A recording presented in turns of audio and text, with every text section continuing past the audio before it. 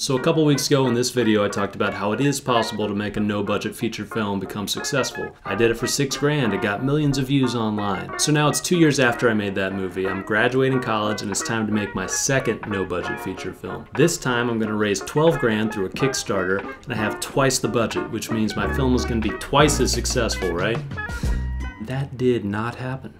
In fact, I spent 2 years making that movie and really all I got in exchange for it was a ton of stress, a lot of damaged relationships, and a very thorough education in what not to do when making a no-budget feature film.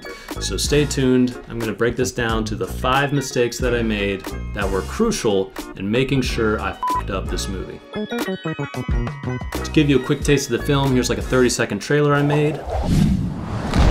It's not our money. We found it and we're keeping it. I'm so excited! This is a once-in-a-lifetime opportunity. I think I'll invest it. And that would be the dream. Your dreams are gonna come true, Bruce. Never settle for less. You ready to be rich? You got my money.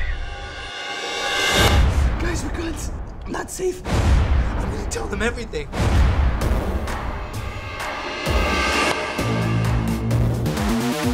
All will die tonight. Alright guys, so let's jump into what went wrong in this movie. Mistake number 1, too many locations. I actually scrubbed through the film and counted there are over 40 locations in this movie. What the f***?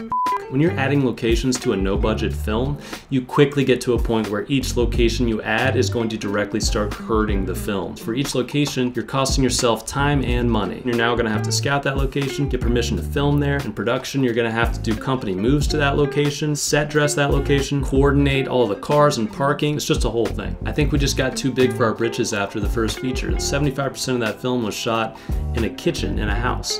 That's how you're supposed to make a no-budget project. And piggybacking off of locations, the second mistake we made in this film was just having way too many characters. Looking at the credits, there were 26 roles in this film. 26 people that we had to cast, organize, and schedule, get wardrobe for, that we had to feed, costing us time and money, things that we just didn't have a lot of. And you actually can have more cast members in your film, but the thing is you have to have these people in the Rolodex already. You should be writing your film around these people. For us, we wrote some of these characters around people that we already knew, but most of them we had to go out and find, and they were very specifically written, and that's really not what you want when you're casting a film with no money. Another problem is, a movie like this, you're using these online casting services and you're just telling them there's no pay, it's a non-union project, and the kinds of actors that are submitting for these films are generally going to be not the cream of the crop. So that means you're now spending even more time just sifting through all these submissions, trying to find the real talent that you want for your project. The actors that you did find are probably not going to be the best that you could have found if you had simply narrowed your focus, cast only maybe a handful of actors, but spent more time and filled those roles more carefully. Again, the big idea here is narrow your focus to improve the quality of the film. Alright, mistake number 3, and unfortunately this was a big one and very costly, and that was not picking some casting crew members that were aligned with us on the project and that had the right vision, experience, and level of commitment that we needed. Now, because this film had gotten so big because of those first 2 mistakes that I mentioned, we were really scrambling to get everything together for this movie as quick as we could. So to accomplish that, we brought in some producers. We're at USC. We brought in some film school producers that were supposed to be really good. And the thing is, they were really good. They were really good at making film school films. The problem is, we were not making a film school film at all. We were doing this guerrilla filmmaking, run and gun style shooting for a feature film. That actually ended up being a huge mismatch for us. They got frustrated with us because they wanted more money for everything that there just simply wasn't money for. We got frustrated with them because they weren't able to adapt to the kind of filmmaking style that we were going to be doing. And all of that tension came to a nice lovely head about 2 weeks before we started shooting when they dropped out of the project. And that was devastating for the film, for me, for Chris, my other producer.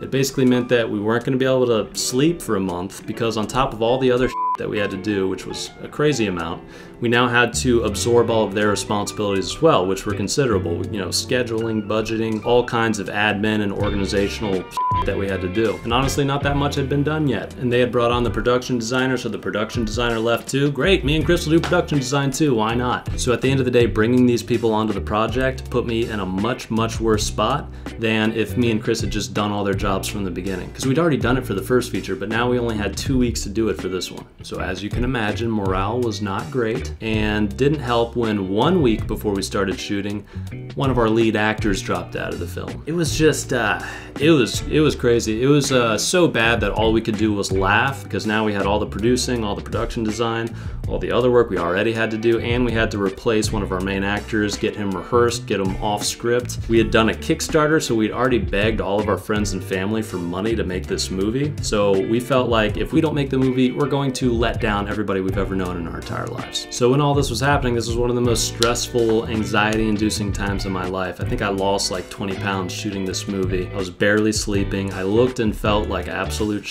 every day. So even if the movie wasn't that successful, I'm actually just really proud of that I finished the movie. Anyways, in addition to that, there were other crew members and cast members that their vision or level of experience didn't quite match up to what we needed for the film. This scene in particular, I basically had to relight in After Effects extremely tediously, making masks and rotoscoping people. It was a disaster. I basically spent like a year in post trying to clean this movie up. And I take full responsibility for that, because as the director, I should have been the one ensuring that the quality was there, that the vision was there. I think I had been a little spoiled in my first feature, where we were frankly a lot more organized because we had all that extra time, because we had made the movie smaller, because we had narrowed our focus, and that resulted in the crew really being on the same page every day that we were shooting.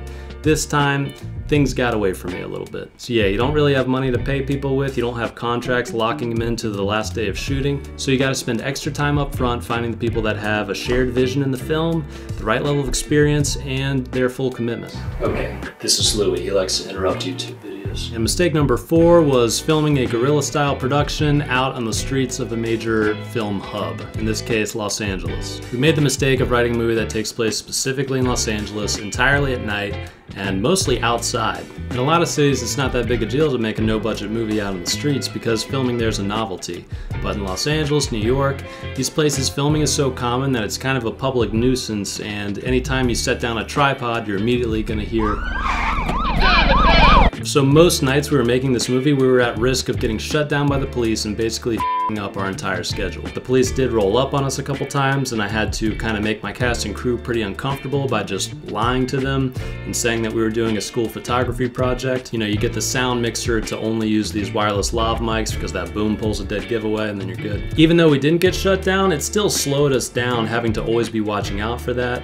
And it made us take creative compromises because we were picking locations based on what would be less likely for us to get shut down. And here's the craziest part about all this. Despite the 4 mistakes I just went over, I actually think we still could have finished the movie and came out of it with something really special if it wasn't for this 5th mistake. And that 5th mistake is that we wrote an overambitious script that didn't stick to a clear genre. Now, our first feature film was just a home invasion thriller.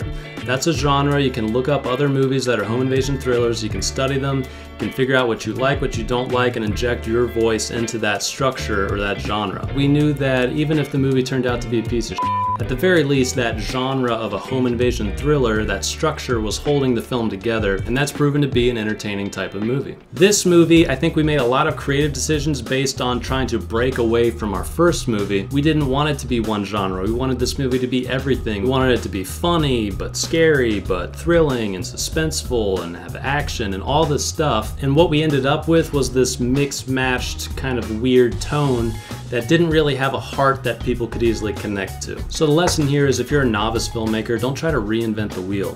Find a genre that you can insert your voice into, whether that's a rom-com or a thriller or a horror movie. I think once you're a little more experienced, that's a better time to start trying to break the mold and break the rules, because you need to know why you're breaking the rules and why it's still gonna work after you break them. If we had written another one-location thriller like our first movie and taken the knowledge and experience that we had gained from that first movie, we would have made a much stronger movie, and it probably would have pushed us into making another feature that was bigger, and we could have broken out of the mold more then. But, you know, we just bit off more than we could chew. We tried to do too much too fast. Yeah, you f***ed up. So again, the big idea with all these is simplicity is your friend in low-budget filmmaking. Simple doesn't mean it's going to be worse or it's going to be easier. In fact, in a lot of ways, like creatively, it's going to be harder because unlike Hollywood, you're not going to be able to just squirt the money hose at any problem that comes up. You're going to have to think deeper and find a creative solution, but that creative solution is going to give you a more original and unique film. So that's it, guys. I hope this video wasn't a downer. The truth is, I did spend 2 years on this project, and right now it's not even online. To be honest, I'm just a little bit embarrassed by the film.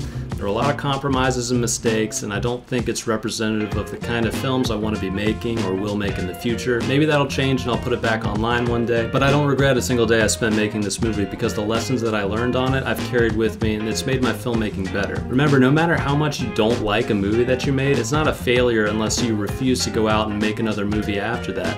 Otherwise, it's just a learning opportunity that you can carry with you into your future projects and make better movies. Please, guys, if you found any of this useful, like, subscribe. It really does help the channel grow. I'm always looking for new topics to make videos about, so if you have any ideas or questions, definitely leave a comment below. And that's it, guys. This is Kent Lamb from Standard Corp.